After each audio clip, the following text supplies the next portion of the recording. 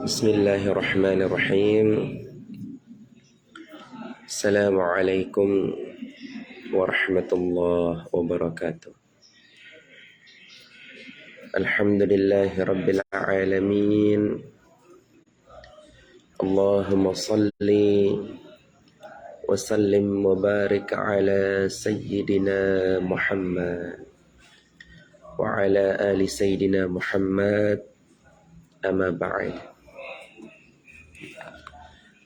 Tuan-tuan dan puan-puan yang mulia, kemarin bahkan sampai tadi ya, banyak yang bertanya tentang bagaimana takdir itu terjadi ya. Dan banyak juga yang bertanya bagaimana cara kita untuk memilah dan memilih calon suami ataupun calon istri ya. Banyak juga yang bertanya terkait masalah pertengkaran rumah tangga, baik dari istri maupun suami ya. Assalamualaikum warahmatullahi wabarakatuh, tuan-tuan dan puan-puan yang baru bergabung. Assalamualaikum, selamat malam. Mudah-mudahan selalu dalam keadaan rahayu dan sejahtera ya. Amin ya rabbal alamin. Jadi insyaallah malam ini secara siaran langsung ya, saya ingin berbagi tips tentang pertanyaan-pertanyaan yang tadi ya. Jadi yang pertama, bagaimana cara kita menentukan ya, jodoh yang tepat ya, baik untuk laki-laki ataupun perempuan. Hadis ini mungkin kita semua kenal ya, sudah pernah dengar ya. Jadi nikahilah seorang laki-laki ataupun perempuan itu karena hartanya, karena keturunannya, karena parasnya, dan karena agamanya ya.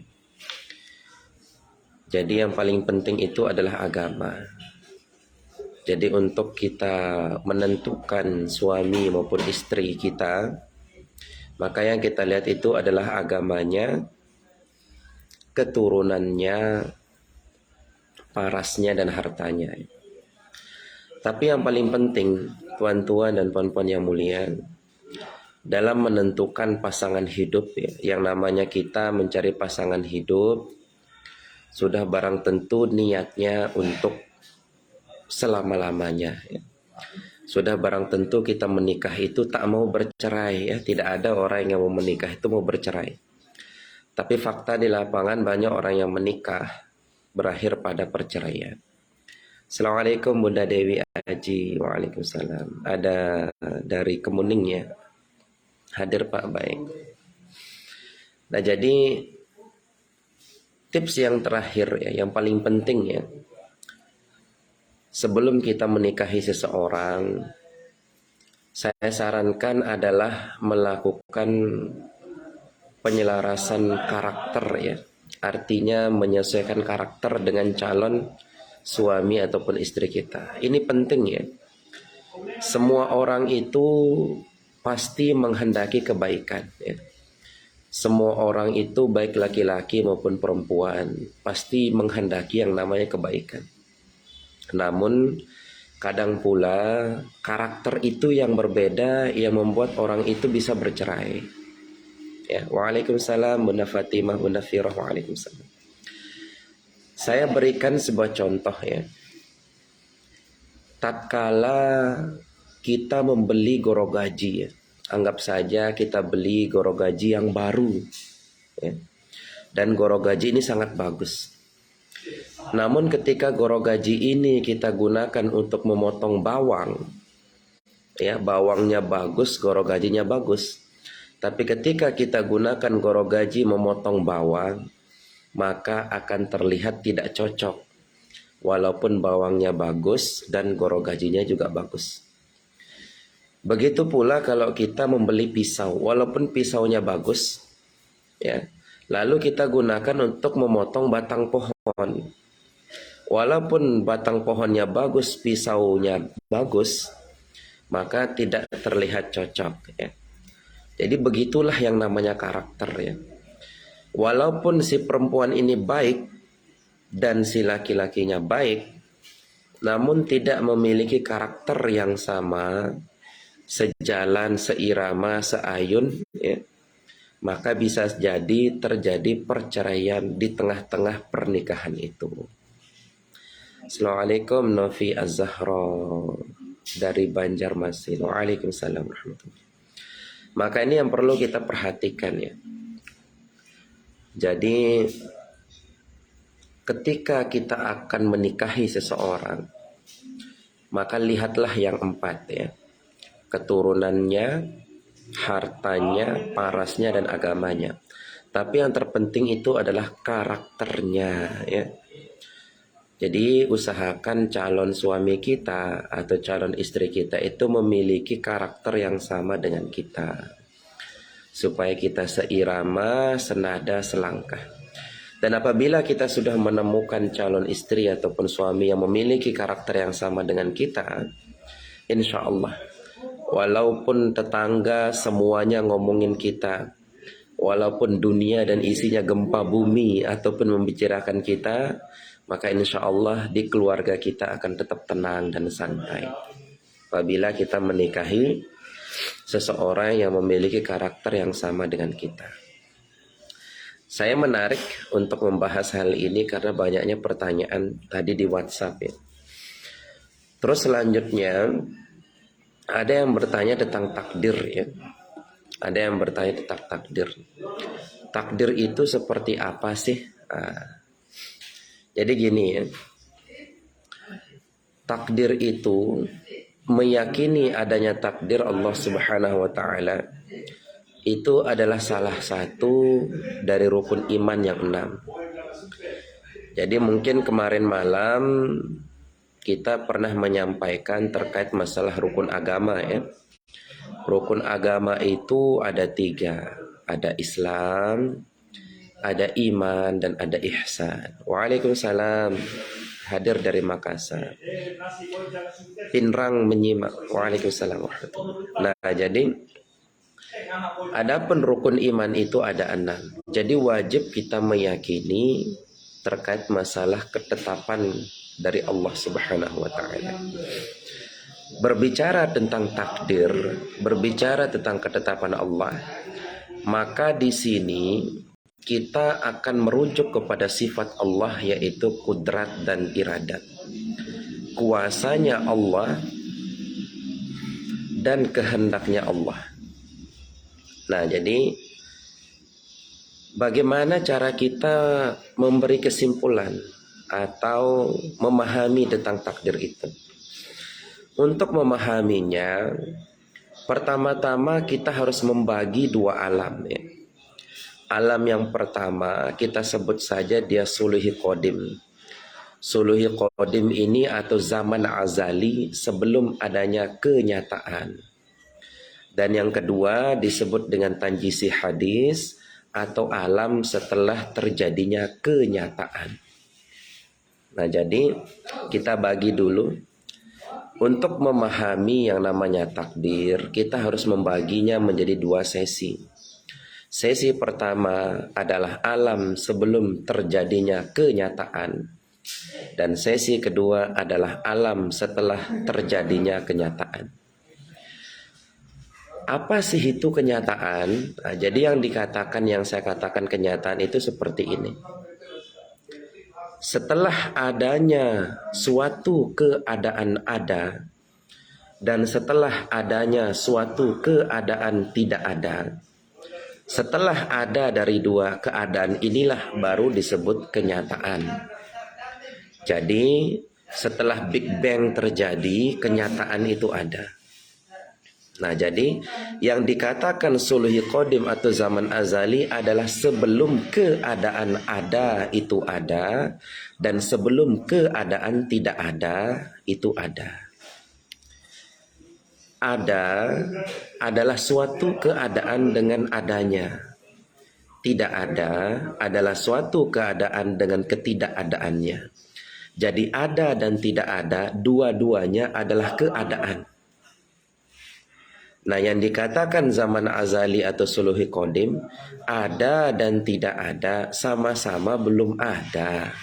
Jadi mudah-mudahan bisa dipahami. Inilah yang biasa disebut dengan alam ruhani atau alam ruh. Nah, jadi ketika kita di alam ruh itu, waktu sendiri belum ada. Ya. Apa sih yang dikatakan waktu? Yang dikatakan waktu itu adalah suatu keadaan yang bisa disebut sebelum, sesudah, saat itu, setelah itu. Nah, itu namanya waktu. Jadi waktu itu sendiri belum ada. Jadi keadaan sebelum dan keadaan sesudah itu belum ada. Nah, jadi waktu itu belum ada. Nah, jadi saat itu, padahal saat itu sendiri tidak bisa dikatakan dengan kalimat saat itu, karena saat itu juga merujuk kepada waktu. Tetapi inilah keterbatasan bahasa untuk mewakili makna. Makanya dalam belajar ilmu tasawuf, ilmu hakikat, yang dikedepankan itu bukan akal, tetapi rasa. Nah, jadi kenapa sih kita harus zikir tiap malam 1000, tiap malam sekian ribu? Itu untuk mengasah rasa sebetulnya. Untuk mengasah rasa, untuk memahami hal yang seperti ini. Jadi saat itu sebelum kenyataan itu ada, yang disebut dengan alam azali atau alam suluhi qadim atau alam ruhani itu, alam ruh. Pertama-tama Allah Subhanahu wa taala memberikan kesaksian, ya. Jadi kita ini diminta oleh Allah untuk menyaksikan Allah. Ruhani kita itu, ruh kita itu. Lalu dalam Al-Quran diabadikan, mungkin kita semua sudah tahu ayat itu, ya. Alastu bi rabbikum qalu bala syahidna. Apakah kamu saksikan aku ini sebagai Rabb kalian, kata Allah.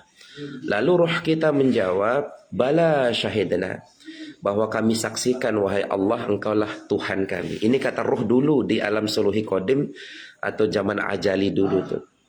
Nah, ketika itu Allah tetapkan dari setiap masing-masing ruh itu takdirnya. Ya. Setelah itu Allah tetapkan di setiap masing-masing ruh itu takdir dan ketetapannya. Lalu atas kesanggupannya itu Allah hanya minta satu, saksikan aku ketika kalian sudah lahir. Jadi ada yang ditakdirkan menjadi bodoh, menjadi kaya, menjadi miskin, menjadi cerdas, menjadi semua dalam seluk-beluk kehidupan itu. Allah hanya minta saksikan aku nanti ketika kamu lahir di dunia, sama seperti kamu menyaksikan aku saat ini di alam ruh itu. Bala syahidna, kita jawab. Ya Allah, kami menyaksikan ke Tuhan kami. Nah, lalu terjadilah proses Big Bang, teman-teman. Jadi terjadilah proses Big Bang. Alam semesta yang berawal dari satu titik lalu meledak. Meledaknya alam semesta ini melahirkan dimensi yang berlapis-lapis. Secara ilmu matematika disebut dengan dimensi. Secara ilmu fisika disebut dengan matra. Nah, setelah Big Bang itu terjadi, mulailah ada yang disebut dengan 0 dimensi, 1 titik, 2 dimensi, 2 garis, 3 dimensi adalah ruang, atas, bawah, kiri, kanan, depan, belakang, itu 3 dimensi. 4 dimensi adalah waktu, masa depan, masa lalu, masa saat ini, sampai 6 dimensi, 7 dimensi, lalu terjadilah kenyataan ini. Jadi alam semesta ini diatur oleh 4 energi, teman-teman sekalian. Ada namanya elektromagnetik, gravitasi, nuklir besar dengan daya nuklir kecil. Jadi alam semesta ini terbagi menjadi diatur oleh 4 energi dasar. Adapun kenyataan alam semesta itu ada yang bisa dikaji secara umum, yang biasa kita sebut dengan teorinya Einstein, relativitas umum itu, dan ada istilah fisika atom atau yang sering di film apa Marvel itu, ya, apa namanya itu, yang mempelajari kuantum, fisika kuantum. Nah, jadi setelah Big Bang itu terjadi, jadilah kenyataan Jadi Big Bang meledak, jadilah kenyataan.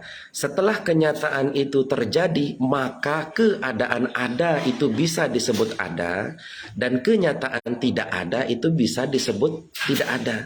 Jadi keadaan ada dan keadaan tidak ada bisa dikatakan ada setelah terjadinya Big Bang. Nah, maka setelah terjadinya Big Bang inilah yang disebut dengan alam suluhi tanjisi hadis. Jadi tadi kita membahas tentang suluhi qadim zaman azali.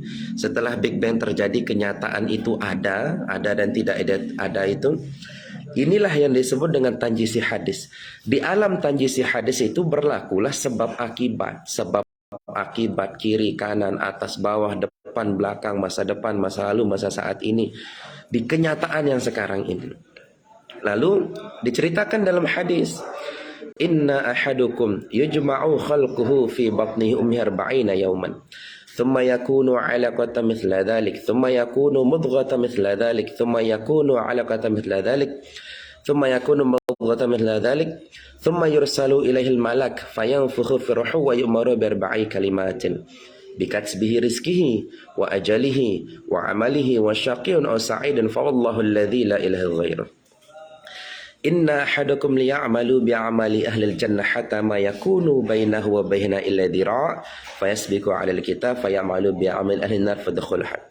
Inna ahadakum liya'malu bi'amali ahli an-nar hatta ma yakunu bainahu wa bainaha illa dhira' fayasbiqu 'ala al-kitab fayamalu bi'amali ahli al-jannah fadkhulha. Artinya gini.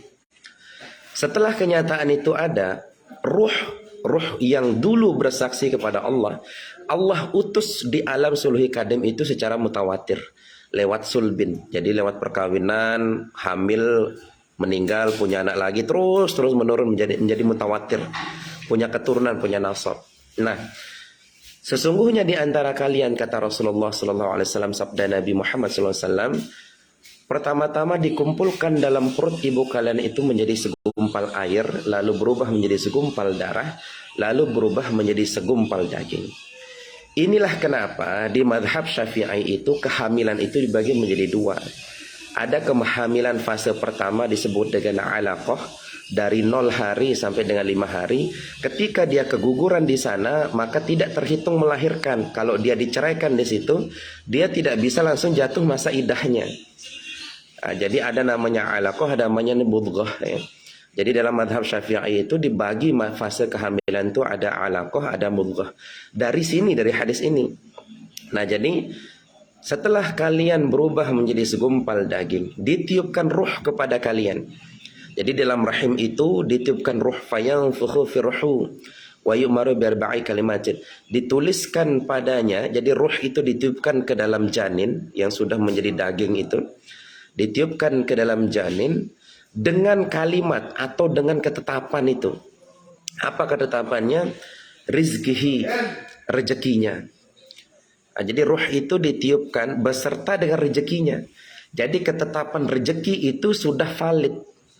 Makanya kalau ada seseorang di dalam ketetapannya itu, dia mendapatkan rezeki, anggap saja meminum air 10.000 liter ya.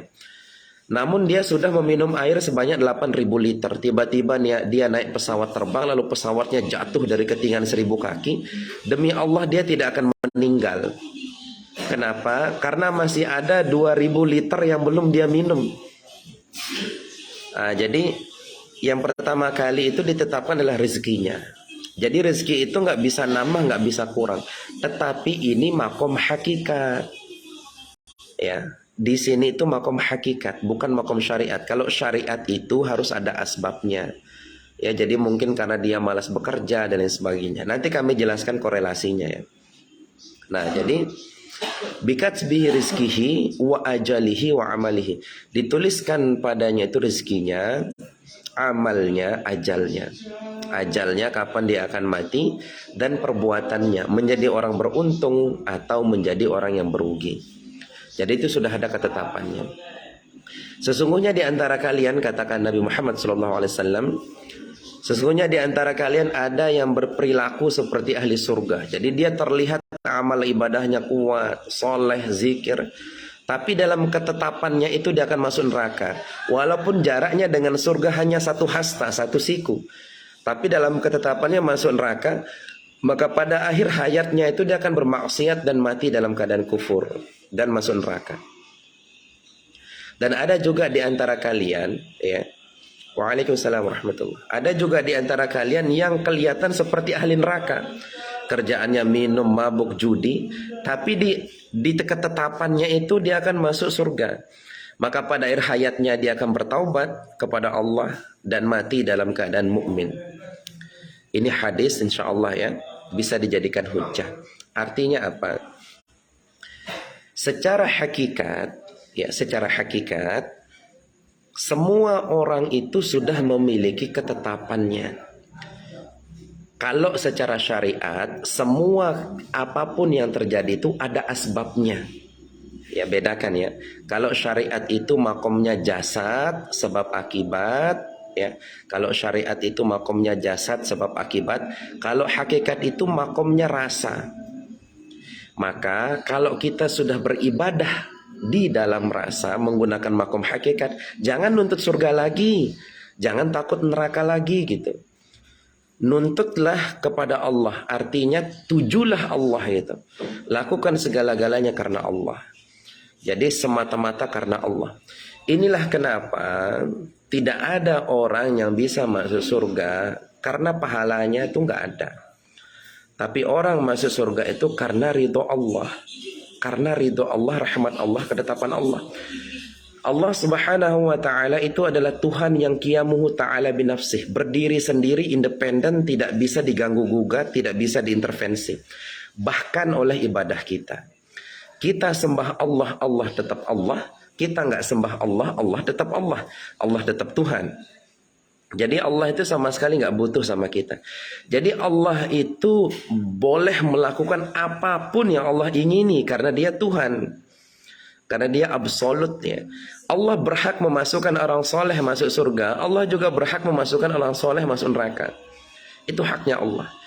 Makanya dalam tingkatan tertinggi dalam amaliyah ibadah itu adalah karena cinta, karena ikhlas, nggak nuntut gitu. Jadi kadang-kadang ada orang bertanya, Kang, itu kok dia maksiat kepada Allah, tapi Allah berikan dia rezeki dan lain sebagainya. Berarti selama ini dia nggak ikhlas sembah Allah. Dia nggak ikhlas gitu. Makanya itu kita perlu belajar ilmu rasa, ilmu hakikat. Assalamualaikum warahmatullahi wabarakatuh. Ada firman air. Waalaikumsalam warahmatullah.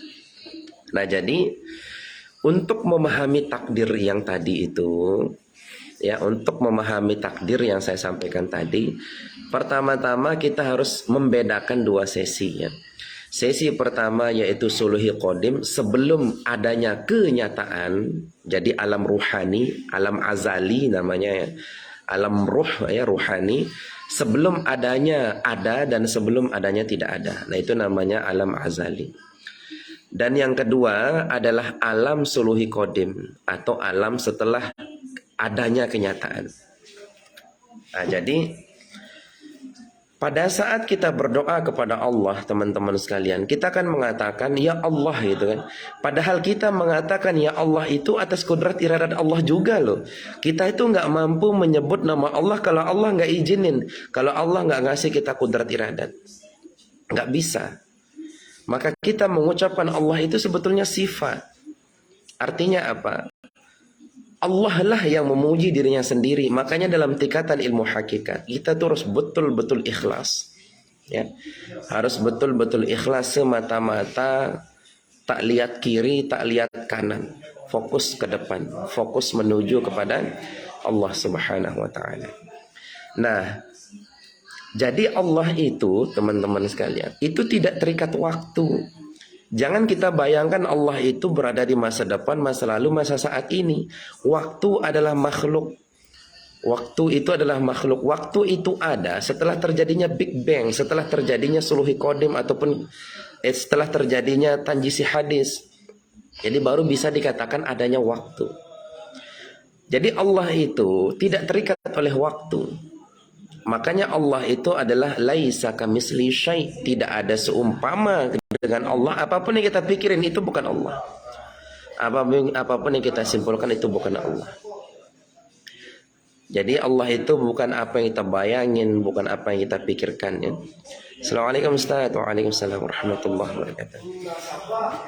Jadi mudah-mudahan ini bisa dipahami lah ya bagaimana cara kita memahami takdir ya. Makanya kalau mau tawakal itu, kalau mau berpasrah itu jangan pasrah sama takdir, tapi berpasrahlah kepada Allah. Ikhlas, cintalah kepada Allah, ikhlas kepada Allah dalam amaliyah salat kita, zikir kita. Tetapi memang tingkatan-tingkatan orang itu kan masih berbeda-beda ya.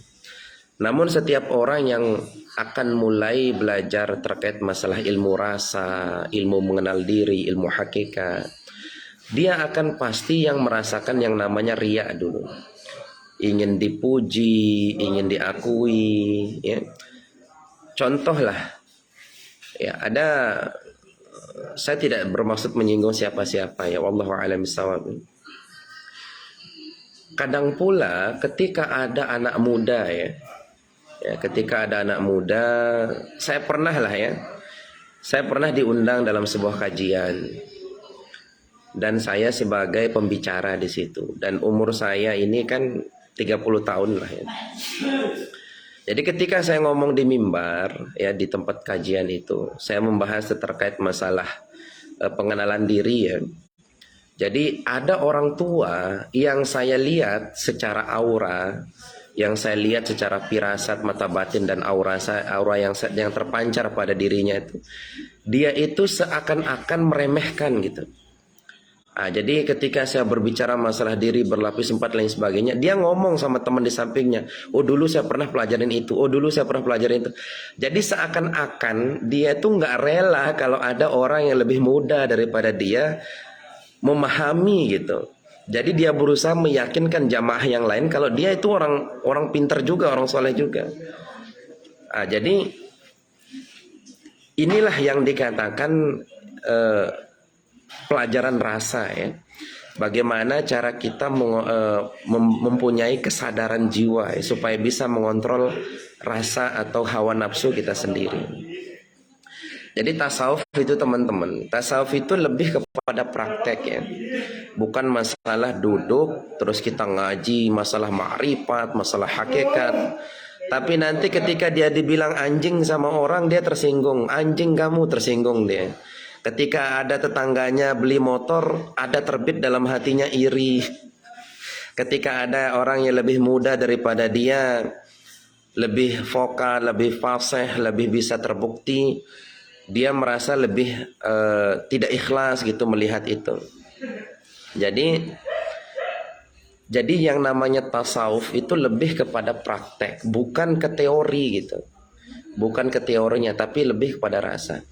Makanya dalam hadis dikatakan sesungguhnya Allah itu tak melihat daripada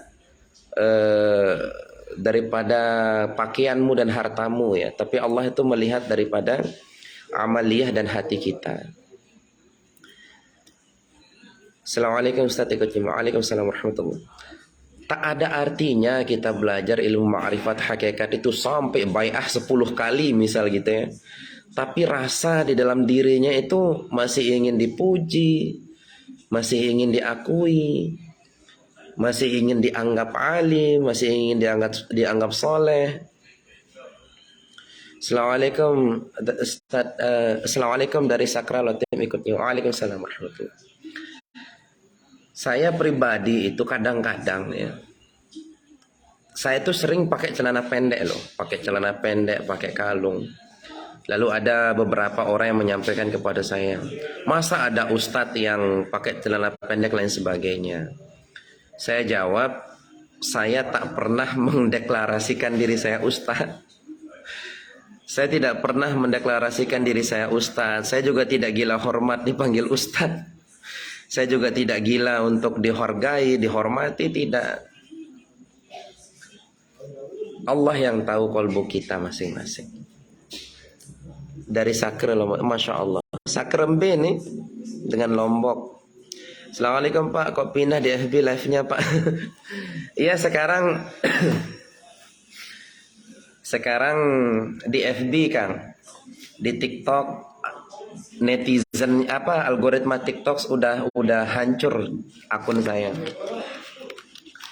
Nah, jadi tuan-tuan dan puan-puan yang mulia, terkait masalah penjelasan tentang takdir tadi, baik secara sulhi qadim dan tanjisi hadis, itu kira-kira ada pertanyaan nggak? Mungkin kita bisa sama-sama sharing, karena kebetulan di sini banyak guru-guru kita juga yang sedang menonton. Untuk teman-teman yang baru gabung, bantu bagikan siaran langsung ini, bantu kirim tanda suka, tanda love ya. Mudah-mudahan capeknya tuan-tuan mengetik itu menjadi amal ibadah jariah untuk kita semua, mendapatkan pahala jariah untuk kita semua apabila siaran langsung ini bermanfaat ya. Jadi untuk tuan-tuan yang memang ada terkait sakit ya, baik medis maupun non medis juga bisa berkonsultasi di sini insya Allah ya. Jadi untuk Pak Sukimin yang dari Papua, Tuan yang mulia, Tuan Sukimin, bagaimana keadaan istrinya saat ini setelah melakukan ruqyah dari lewat HP tadi itu? Ini Pak Sukimin Papua masih nonton nggak? Sakre Pusat niki, masya Allah. Kebetulan istri yang dari Sakre, cuman dia numpang nasab aja ke Sakre, tapi lahirnya di Sumbawa. Assalamualaikum Pak Hadir. Orang terare. Waalaikumsalam. Bisalah takdir itu dirubah dengan doa Pak Ustaz? Di dalam ilmu akidah,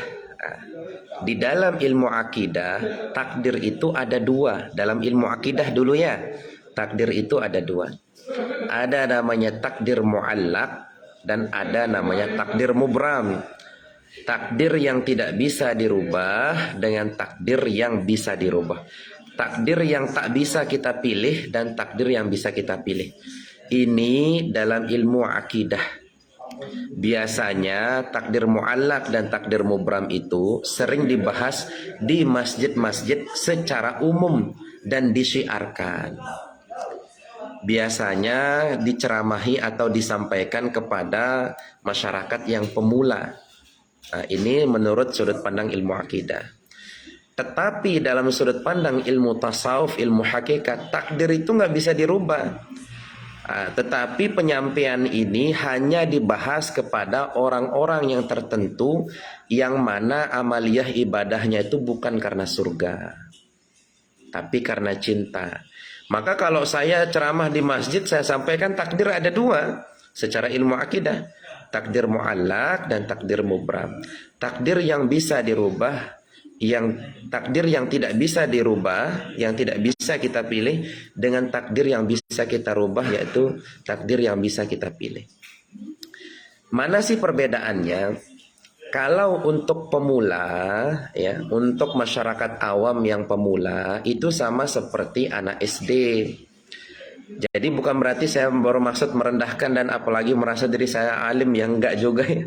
Saya juga masih hina, kotor dan goblok juga saya ini. Jadi kalau anak SD itu kita suruh bersihkan ruang kelas, kita harus janjiin dia. Nak, bersihkan ruang kelas, nanti ku kasih permen. Nak, sholat ayo, nanti ku kasih surga. Kayak begitulah modelnya. Itu tingkatan pemula. Ayo sholat ayo, nanti di surga ada bidadarinya. Nah, ayo sholat ayo, sedekah ayo, nanti di surga itu ada semua yang kita mau. Boleh. Maka pembahasan takdir yang bisa dirubah dan tidak bisa dirubah, atau takdir muallaq dan takdir mubram, itu sangat cocok disiarkan di masjid-masjid secara umum. Namun dalam kajian ilmu tasawuf hakikat, bagi orang-orang yang amaliyah ibadahnya itu bukan karena surga lagi, tapi karena cinta, barulah boleh dibahas bahwa takdir itu tak bisa dirubah. Ini bagi yang sudah mengerti aljabar, dalam artian orang-orang yang sudah kuliah. Maka saya pribadi selalu membagi dalam sudut pandang hakikat dan dalam sudut pandang syariat. Assalamualaikum Ustaz dari Tabrani. Waalaikumsalam. Assalamualaikum. Waalaikumsalam. Nah, bagaimana cara mengukurnya? Lihat diri kita. Jadi kalau diri kita ini kira-kira kalau nggak ada surga neraka, misalkan kira-kira saya menyembah Allah ini karena surga nggak? masih terbit di dalam kolbu bahwa saya beribadah karena surga, gunakanlah ilmu akidah. Takdir ada dua. Ada takdir mu'allak yang tidak bisa dirubah, takdir mubram yang bisa dirubah. Pakai itu. Tapi kalau dalam hati ini udah pasrah, udah tawakal kepada Allah. Ya Allah, aku tawakal, aku cinta kepadamu. Ya Allah, aku sholat ini bukan karena surga. Malu juga saya minta surga, ya Allah. Toh juga saya sholat ini karena kudrat iradatmu. Tanpa kudrat iradatmu, ya Allah, saya nggak bisa sholat. Nah, saking rendahnya, menyerahnya, tawakalnya kepada Allah, timbullah rasa cinta. Barulah gunakan sudut pandang hakikat, yaitu takdir tak bisa dirubah. Sekarang pilih yang mana? Caranya, lihat diri. Jadi kalau diri ini masih mau bersihin kelas karena mau dikasih permen, atau masih sholat karena mau dijanjiin surga, maka gunakan sudut pandang syariat, ilmu akidah. Tapi kalau dalam kolbu ini sudah semata-mata Allah, mau dunia jungkir balik, maka gunakan yang pertama, yang kedua tadi, yaitu sudut pandang hakikat, tasawuf. Maka yang saya katakan tadi itu, kenapa sih orang tarekat itu berlelah-lelah di dalam zikir? Sebetulnya bukan jumlah zikir yang dicari sama orang tarekat atau orang tasawuf itu, tapi yang dicari itu rasa. Jadi ketika zikir nyentuh 1000 pinggang sakit, aduh, air liur kering, mulut weweh rasanya, keras rasanya mulut ini. Udah masuk ke 1000 ke atas itu, aduh, udah pinggang, udah udah selonjoran, udah nemplek di tembok. Perjuangan riyadhah suluk yang seperti itu yang nanti yang akan menimbulkan rasa. Lah terus nanti setelah kita bisa melewati sekian ribu zikir, kita tes diri, kita uji diri kita. Bener nggak saya hanya takut kepada Allah? Bagaimana cara ngujinya? Kalau kita ngomong di depan mimbar banyak jamaah, wajar. Saya hanya takut kepada Allah, wajar banyak orang.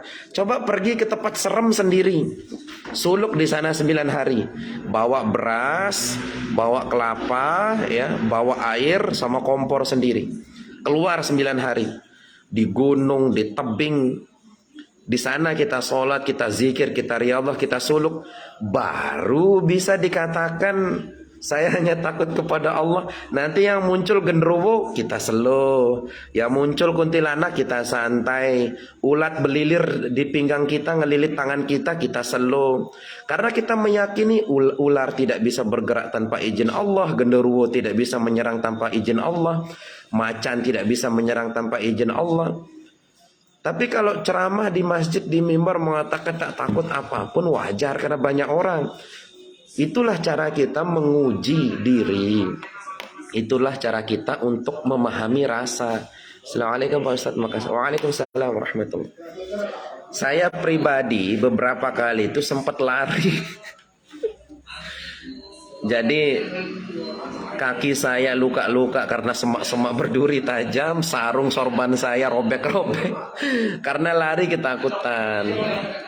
Ternyata kita mengatakan ana akhafullah itu nggak segampang itu.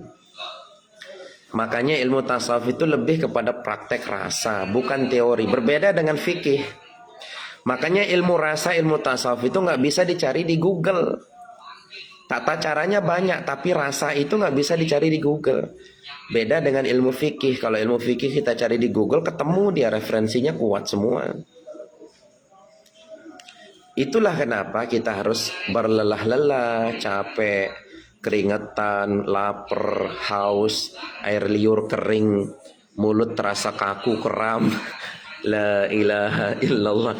Terus pinggang sakit, ya. Salam kenal Pak Ustadz dari Kepri, Kola Kautan dari Waalaikumsalam warahmatullahi. Sebentar ya, saya pakai dinas sebentar.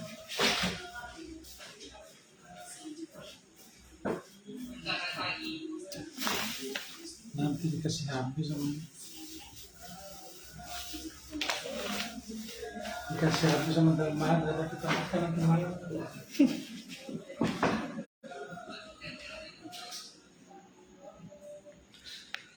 Waalaikumsalam warahmatullahi.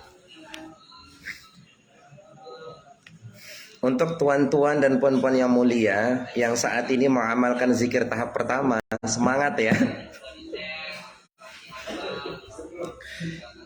Intinya saya sangat memahami apa yang tuan-tuan dan puan-puan rasakan. Gimana rasanya sakit pinggang duduk berjam-jam. Gimana rasanya air liur sampai kering.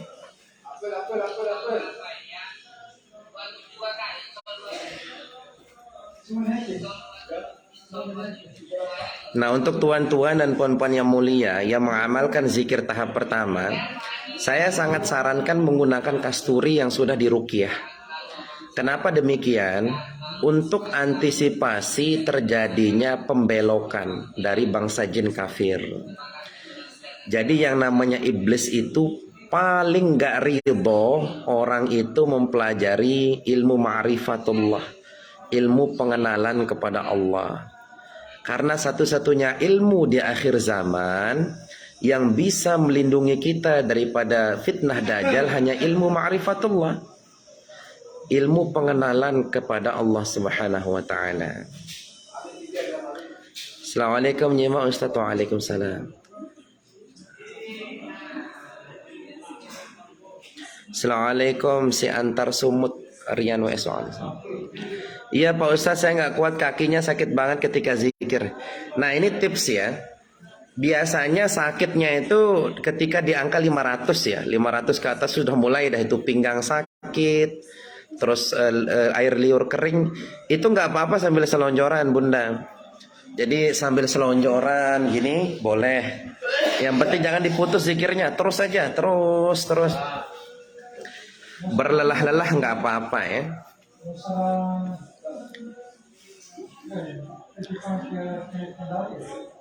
Jadi nggak apa-apa sambil selonjoran, sambil pegang pinggangnya nggak apa-apa. Jadi saya sedikit bercerita ya. Biasanya untuk yang awal-awal yang mengamalkan zikir tahap pertama itu banyak hal yang terjadi ya. Jadi ada yang muntah, ada yang terpental, ada yang pusing, ada yang gemeteran ya, macam-macam lah ya. Cuman nanti kalau sudah lolos, nanti biasanya kita akan melihat cahaya kecil seperti cahaya korek itu. Korek kayu ketika dimatikan tuh ada cahaya kan, kecil. Itu warnanya putih kebiru-biruan. Lalu cahaya itu membesar sampai kita masuk ke dalam cahaya tersebut. Setelah kita masuk ke cahaya tersebut, zohirlah diri batin kita, goiblah diri zohir kita. Ayo mudah-mudahan bisa dipahami ya. Jadi diri kasar ini jadi goib, diri batin itu yang jadi zohir. Assalamualaikum Pak Ustadz, boleh minta nomor HP-nya Pak Ustadz? 085 339 443 455. Assalamualaikum, salam kenal Pak dari baru. Waalaikumsalam. Assalamualaikum warahmatullahi wabarakatuh. Tanya apa nama YouTube-nya Pak Ustadz? Nama YouTube saya Sukma Rinjani Sasa. Walah kirain nggak boleh, boleh Bunda. Jadi kalau sudah terasa sakit pinggang itu boleh rubah posisi ya. Mohon diijazahkan zikir buat saya Pak Ustadz. Ijazahnya secara umum insya Allah ya. Zikir tahap pertama itu sudah ada di video Facebook ini, fanpage Facebook. Nanti tuan-tuan bisa cek, scroll aja di video-video saya itu ada ulasan zikir tahap pertama. Untuk tuan-tuan dan puan-puan yang mulia, yang sudah tahu teorinya zikir tahap kedua dan sudah tahu teori zikir tahap ketiga zikir nafas, jangan langsung ke sana ya.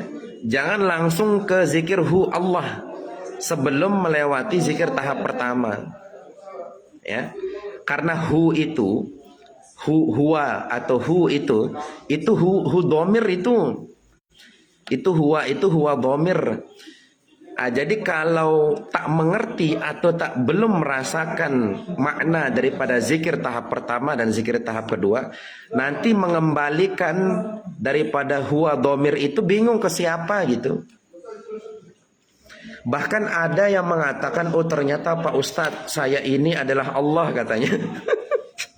Astagfirullahaladzim.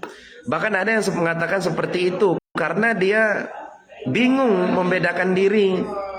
Makanya saya arahkan dia, amalkan zikir tahap pertama dulu. Ya, amalkan zikir tahap pertama dulu. Kalaupun mati kita setelah mengamalkan zikir tahap pertama nggak nyampe zikir tahap ketiga, nggak masalah. Karena yang kita cari ini bukan kelas, bukan tingkatan, enggak. Belum tentu orang yang mengerti Allah juga masuk surga. Orang yang masuk surga itu atas rahmat Allah Subhanahu Wa Taala.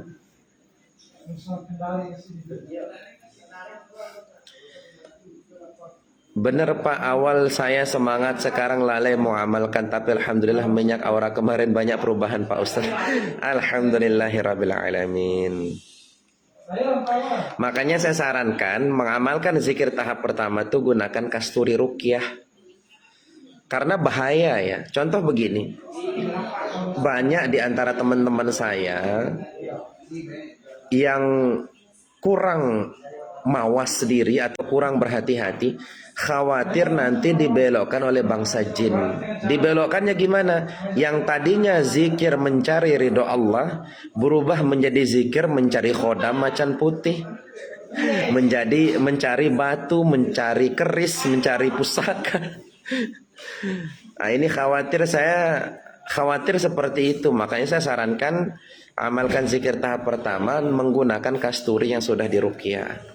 Dan wangi-wangian pula adalah sunnah Kanjeng Nabi Muhammad sallallahu alaihi wasallam.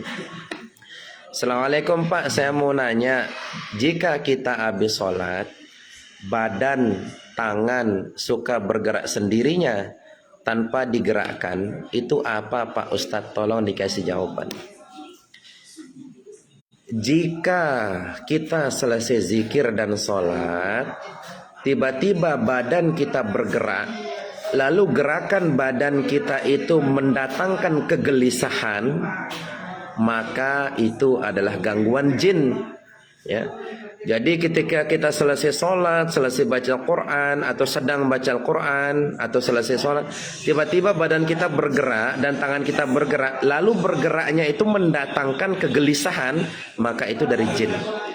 Tapi kalau dia bergerak-gerak sendiri tanpa mendatangkan kegelisahan, jadi kita slow aja rasanya, maka itu tidak apa-apa. Itu penyelarasan energi. Ya. Bedanya di situ. Kalau gerakan itu mendatangkan kegelisahan, maka itu adalah gangguan jin kafir ya. Tapi kalau gerakan itu kita slow aja, makin ingat kepada Allah, maka itu tak apa-apa. Lombok Mbe Leman Side Semeton, tiang Leman Mataram, lagu makin tiang tugas le Polres Bima Kabupaten. Minyak saya tinggal dikit Ustadz. Nggih Bunda Fatimah. Kalau gunakan minyak itu secukupnya saja Bunda, insya Allah ya. Jadi kira-kira setelah pembahasan takdir yang tadi, kira-kira bisa ada gambaran nggak mana sudut pandang takdir menurut sudut pandang akidah, mana sudut pandang takdir menurut sudut pandang hakikat ilmu tasawuf? Kira-kira ada gambaran nggak? Assalamualaikum Ustadz, hadir nyimak dari Makassar. Waalaikumsalam warahmatullahi. Saya pribadi itu sebetulnya kurang nyaman dipanggil Ustadz, karena Ustadz itu artinya pengajar, sedangkan saya nggak punya ilmu. Jadi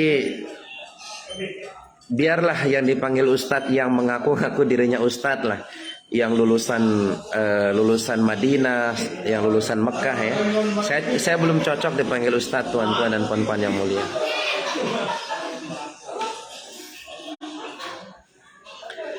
Nah nanti setelah kita mengamalkan zikir tahap pertama, nanti akan muncul pancaran aura, ya. Jadi dia akan muncul ya dari di pundak ini, pundak kanan, pundak kiri di sini. Tergantung amaliyah seseorang ya sama keikhlasannya. Kalau dia sangat ikhlas, dia bisa seperti fata morgana dengan cahaya putih kebiru-biruan keluar dari tubuhnya itu. Ada yang 1 jengklak, ada yang 1 hasta, ada yang 1 meter ya. Jadi pernah ada yang bertanya, Kang, kenapa sih kalau ada orang kesurupan, kalau ada orang terkena gangguan sihir, ngelihat wajah Akang itu dia nggak berani gitu. Jadi aura yang muncul pada diri kita itu sangat menyilaukan atau membakar daripada jin kafir. Jadi baru kita tatap aja udah nggak berani, atau kita duduk di sampingnya dia nggak berani. Jadi energi zikir itu yang memancar pada diri kita.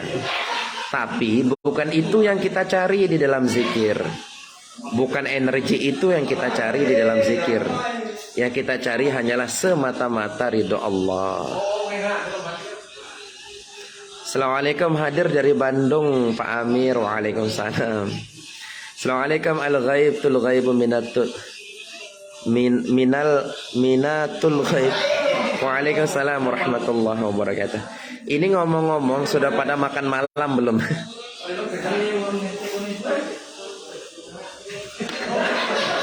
Nanti teman-teman yang mau bergabung di grup Sukma Renjani Sasak, grup WhatsApp, silahkan ya. Insya Allah ya. Belum apel malam bang? Mau mulai.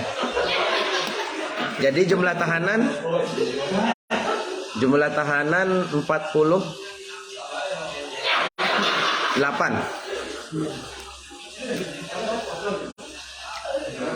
Assalamualaikum Pak Ustadz, Palembang hadir. Waalaikumsalam warahmatullahi. Oh ya, kemarin banyak yang bertanya-tanya ya terkait masalah ruqyah mandiri ya. Lega minta tolong kecilin suaranya. Jadi kemarin ada yang bertanya-tanya terkait masalah ruqyah mandiri. Apakah ruqyah itu bisa dilakukan oleh diri kita sendiri? Sangat bisa. Kemarin banyak yang bertanya, Kang, kalau mau belajar ruqyah gimana? Kalau mau ruqyah diri sendiri gimana? Caranya gampang ya teman-teman sekalian. Syaratnya pertama harus yakin kepada Allah. Yakin kepada Allah, yakin kepada Rasulullah. Yakin Allah bisa menyembuhkan dengan obat atau tanpa obat. Yakin kepada Allah bisa memberikan kesembuhan dengan media atau tanpa media. Yakin kepada Allah. Terus yang kedua, jangan batasi kekuasaan Allah dengan pikiran kita. Jangan batasi kekuasaan Allah dengan pikiran kita, dengan akal sehat kita, dengan akal kita. Jangan dibatasi kekuasaan Allah. Ya. Yang ketiga, siapkan air segelas sama garam. Garamnya sedikit aja segini. Lalu bacakan bismillah, syahadat, sholawat masing-masing 1 kali. Dimasukkan garamnya ke dalam gelas. Lalu bacalah surat-surat Al-Quran, ya, ayat-ayat Al-Quran. Yang pertama baca surat Al-Fatihah ayat 1 sampai 7, ya. Kedua baca surat Al-Baqarah ayat 1 sampai 5. Dilanjut Al-Baqarah ayat 102. Dilanjut ayat kursi. Dilanjut 2 ayat terakhir dari surat Al-Baqarah. Lalu surat Yunus ayat 81-82. Terus surat Al-Kahfi ayat 1 sampai 10. Terus 4 ayat terakhir surat Al-Hasyr. Lalu 3 kulhu. Selesai dah. Al-Ikhlas, Al-Falaq, An-Nas. Lalu ditiupkan ke air lalu diminum. Nah, nanti apabila ada rasa sendawa, mual, muntah, maka keluarkan. Kalau ada yang bertanya, Kang, saya udah sering begitu tapi nggak ada reaksi. Nggak apa-apa, belajar pelan-pelan. Ya, belajar pelan-pelan. Terkait masalah metode pengobatan 3 tingkatan itu kan saya sudah sampaikan di fanpage Facebook saya juga, insya Allah.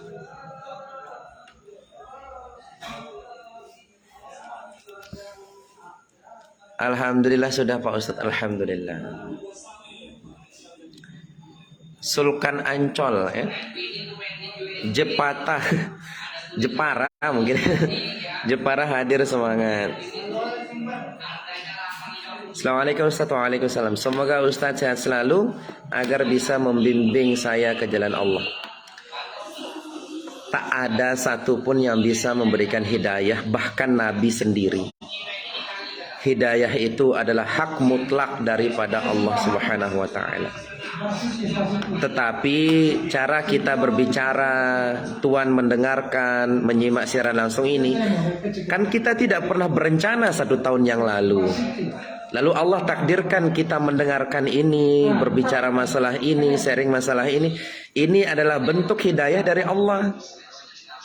Saya pribadi di dalam rasa saya itu merasa dihidupkan oleh Allah. Jadi saya ini seperti wayang yang tidak memiliki daya dan upaya kecuali atas dalangnya Allah Subhanahu wa taala. Maka saya selalu sampaikan bahwa ilmu itu sifat Allah, hidup itu sifat Allah. Kita tidak hidup tetapi kita dihidupkan oleh Allah. Kita tak berilmu tapi ilmu Allah titipkan kepada kita. Insyaallah ya. Assalamualaikum sahabat hadir, waalaikumsalam warahmatullahi wabarakatuh. Baik tuan-tuan dan puan-puan yang mulia, karena tidak ada pertanyaan, mungkin saya izin tutup siaran langsungnya karena mau persiapan apel malam. Nanti untuk tuan-tuan yang ingin memesan minyak kasturi ruqyah untuk pengamalan zikir tahap pertama boleh. Nanti silahkan inbox ya, inbox atau DM di nomor WhatsApp ya. Untuk konsultasi penyakit medis ataupun non medis nanti bisa lewat WhatsApp insyaallah ya. Assalamualaikum Pak Polisi. Waalaikumsalam warahmatullahi. Intinya terkait masalah pembahasan takdir yang tadi, hujamkan di dalam jantung kita, apapun yang Allah tetapkan terjadi pasti terjadi. Apapun yang Allah tidak tetapkan terjadi tidak akan pernah terjadi. Maka insya Allah tenanglah kita, santailah kita ya. Mudah-mudahan tuan-tuan bermanfaat ya. Saya mohon maaf apabila ada salah kata karena itu berasal dari hawa nafsu saya. Namun apabila itu benar maka itu semata-mata datang dari Allah Subhanahu wa taala, bukan datang dari diri saya. Sesungguhnya saya adalah wayang yang tidak memiliki daya dan upaya kecuali atas dalangnya Allah Subhanahu wa taala. Apabila ada perkembangan ataupun reaksi setelah mengamalkan zikir tahap pertama, silahkan jangan simpulkan sendiri. Silahkan DM kami, inbox kami, atau DM lewat WhatsApp. Akhirul kalam, assalamualaikum warahmatullahi wabarakatuh. Tetap semangat.